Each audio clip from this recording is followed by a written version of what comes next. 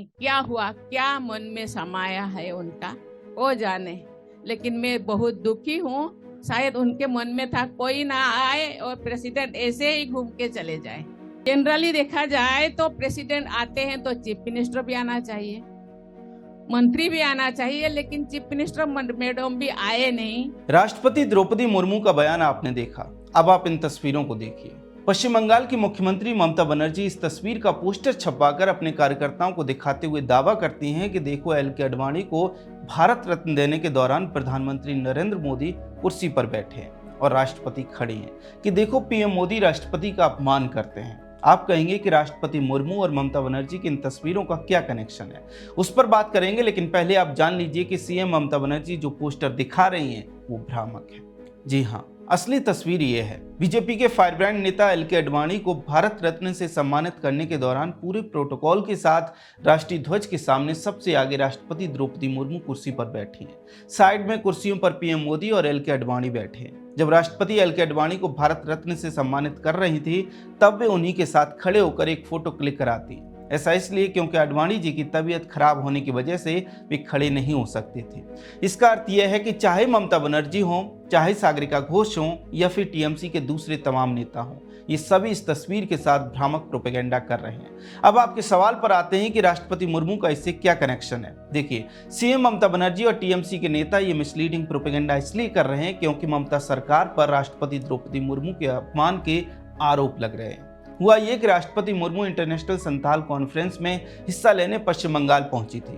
Protocol ये है कि राष्ट्रपति अगर किसी राज्य में जाएंगी तो वहां मुख्यमंत्री और राज्यपाल उनका स्वागत करेंगे, लेकिन बंगाल में ऐसा नहीं हुआ। राज्यपाल तो इसलिए नहीं पहुंचे क्योंकि उन्होंने इस्तीफा दे दिया, लेकिन सीएम ममता बनर्जी भी नहीं पहुंची। इसके अलावा राष्ट्रपति द्रौपदी मुर्मू ने खुद इस बात को कहा कि उनके कार्यक्रम की जगह अंतिम समय में बदली गई, जिसके कारण वहां पर ज्यादा लोग नहीं पहुंच पाए। लेकिन उनके मन में क्या आया मुझे पता नहीं कि वहां कर दिए जहां संताल लोग जा ना पाए। जी हाँ, कार्यक्रम स्थल अंतिम समय में बदल दिया गया। इसके साथ ही सीएम ममता बनर्जी खुद उनसे मिलने नहीं पहुंची। जनरली देखा जाए तो प्रेसिडेंट आते हैं तो चीफ मिनिस्टर भी आना चाहिए, मंत्री भी आना चाहिए, लेकिन चीफ मिनिस्टर मैडम भी आए नहीं। सिर्फ इतना ही नहीं, गृह मंत्रालय ने राज्य के चीफ सेक्रेटरी को पत्र लिखकर 4 मुख्य बिंदुओं पर रिपोर्ट मांगी है। पहला ये कि राष्ट्रपति को रिसीव और सी ऑफ करने के दौरान सीएम, चीफ सेक्रेटरी और डीजीपी क्यों मौजूद नहीं थे। दूसरा ये कि प्रेसिडेंट के लिए जो वॉशरूम बनाया गया उसमें पानी क्यों नहीं था। तीसरा ये कि एडमिनिस्ट्रेशन ने ऐसा रूट क्यों चुना जिस पर हर तरफ गंदगी फैली हुई थी। चौथा कि जो अधिकारी राष्ट्रपति के इन प्रोटोकॉल के पालन न करवाने के लिए जिम्मेदार हैं उन पर कार्रवाई क्यों नहीं की गई। राष्ट्रपति के इस अपमान पर पीएम मोदी ने भी नाराजगी व्यक्त की। उन्होंने ट्वीट करते हुए कहा कि पश्चिम बंगाल की टीएमसी सरकार ने सभी सीमाओं को पार कर दिया है। राष्ट्रपति के ऐसे अपमान के लिए टीएमसी सरकार का प्रशासन जिम्मेदार है। पीएम मोदी ने दिल्ली की एक रैली में भी इस मुद्दे को उठाया। पश्चिम बंगाल में टीएमसी सरकार ने देश की राष्ट्रपति आदरणीय द्रौपदी मुर्मू जी का घोर अपमान किया है। देखा आपने, पीएम मोदी ने राष्ट्रपति के अपमान का मुद्दा उठाया तो टीएमसी नेता पीएम मोदी के फोटो के साथ भ्रामक प्रोपेगेंडा करने लगे। अब सवाल यह है कि क्या यही ममता बनर्जी की राजनीति है?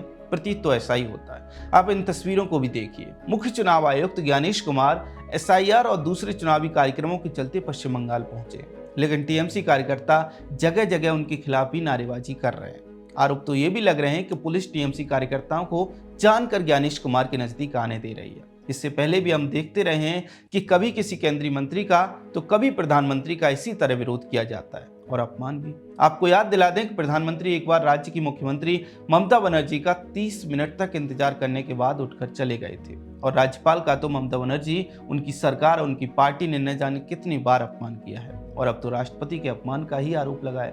वैसे राष्ट्रपति द्रौपदी मुर्मू के अपमान में टीएमसी नेता पहले भी पीछे नहीं रहे। याद करिए, 2022 में ममता सरकार में मंत्री अखिल गिरी ने राष्ट्रपति के स्किन कलर को लेकर टिप्पणी की थी। उन्होंने एक तरह से राष्ट्रपति को कुरूप बोला था। इससे एक बात और साफ है कि टीएमसी सरकार, टीएमसी के नेताओं का रवैया शायद आदिवासियों को लेकर इसी तरह का है। शायद इसीलिए टीएमसी की सरकार ने शायद जानबूझकर अंतर्राष्ट्रीय संथाल कॉन्फ्रेंस को असफल होने दिया और शायद इसीलिए राष्ट्रपति का अपमान भी किया गया, जैसा कि आरोप लग रहे हैं। इसके अलावा हम ये भी जानते हैं कि कैसे अक्टूबर 2025 में जब बीजेपी सांसद खगेन मुर्मू जलपाईगुड़ी में बाढ़ राहत कार्यों में जुटे थे तब टीएमसी कार्यकर्ताओं ने उनके ऊपर भी हमला किया था। पिछले कुछ वर्षों में ऐसी तमाम घटनाएं देखने को मिलती हैं जिनके आधार पर कहा जा सकता है कि टीएमसी आदिवासियों को लेकर पहले से ही संवेदनशील दिखाई नहीं देती है। खैर, अब आप टीएमसी सांसद महुआ मोइत्रा के इस बयान को बहुत ध्यान से देखिए। এখন আজকে তৃণমূলের সাথে নয়, সে কিন্তু বাঙালি নয়, তার বাঙালিতে থাকারই অধিকার নেই। देखा आपने, महुआ मोइत्रा सीएम ममता बनर्जी के सामने कहती हैं कि जो टीएमसी के साथ नहीं है वे बंगाली नहीं है, उन्हें बंगाल में रहने का अधिकार नहीं है। सवाल है कि कहीं इसीलिए राष्ट्रपति मुर्मू का अपमान तो नहीं किया गया, कहीं इसीलिए सीईसी ज्ञानेश कुमार के खिलाफ नारेबाजी तो नहीं की जा रही। मजे की बात यह है कि यही महुआ मोइत्रा, यही ममता बनर्जी और यही टीएमसी सबसे ज्यादा संविधान का राग अलापती है। खैर, पश्चिम बंगाल की ममता सरकार पर राष्ट्रपति द्रौपदी मुर्मू के अपमान के आरोप लग रहे हैं। इसको लेकर आपका क्या कहना है, कमेंट सेक्शन में हमें जरूर बताएं। अगर आपको हमारा कंटेंट पसंद आता है तो हमारे चैनल को सब्सक्राइब भी कर लें। जय हिंद।